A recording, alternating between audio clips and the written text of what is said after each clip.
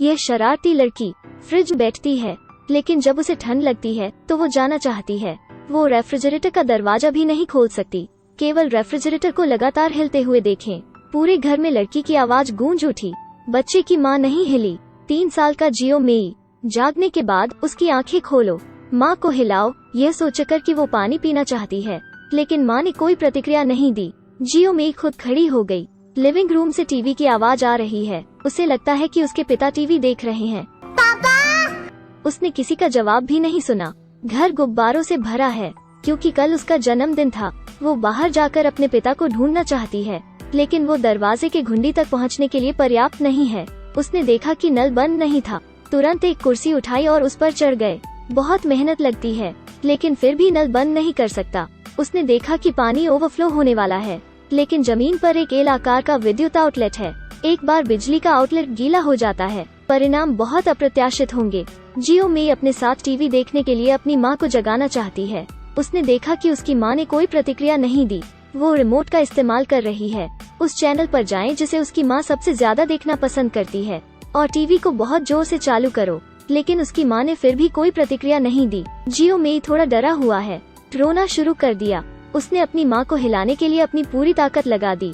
अचानक से माँ के हाथ में दवा की बोतल फर्श पर गिर गई। सफेद गोलियां फर्श पर गिरीं। जियो मेई अब और नहीं रोई। फर्श पर कुछ गोलियों के साथ खेलें।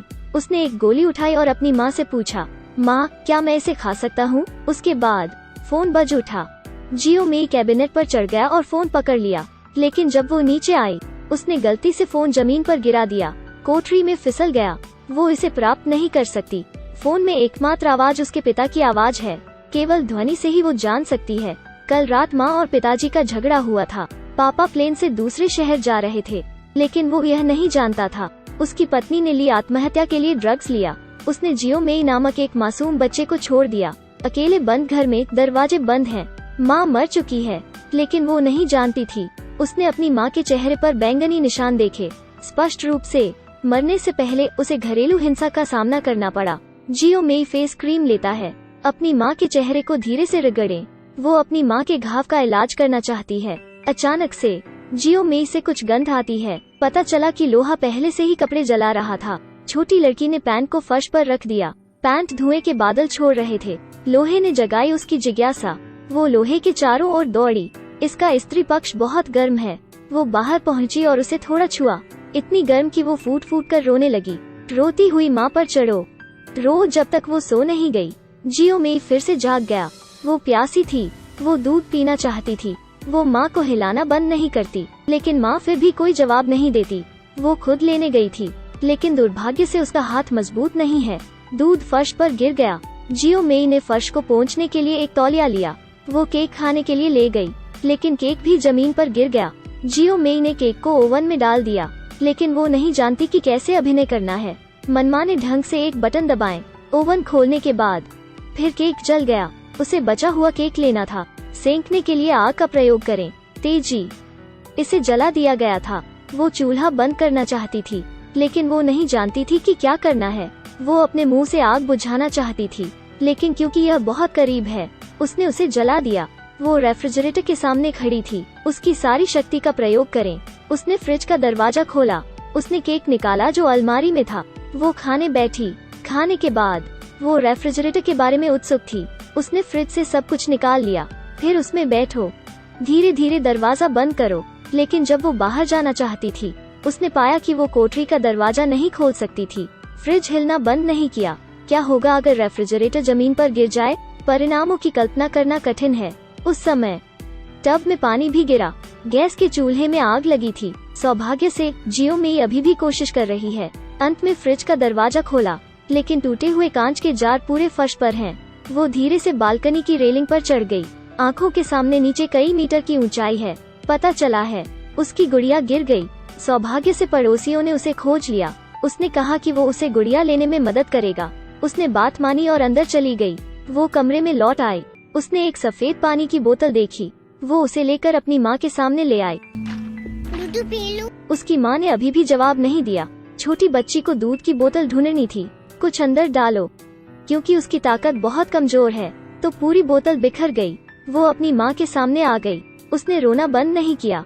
जियो मेई के फिर से नीचे आने तक प्रतीक्षा करें। हर जगह पानी है। अगर पानी ऊपर उठता है और बिजली के आउटलेट से चिपक जाता है, परिणाम भयावह होंगे। जियो मेई ने पानी से भरे फर्श पर कदम रखा, टेबल के नीचे चला गया। कुछ खाना मिला। इस पल फोन फिर से बज उठा। जियो मेई ने अपना फोन निकालने के लिए एक शासक का इस्तेमाल किया। ये अभी भी पिताजी की कॉल है। अब मेरे पापा कम गुस्से में थे। उसने जियो मेई से पूछा उसकी माँ क्या कर रही थी। वो कहती रही मम्मा नीनू। वो जानता था कि कुछ सही नहीं था। वो बहुत भ्रमित था। ड्राइवर से कहा घूमो। जियो मेई अपनी माँ के सामने आई।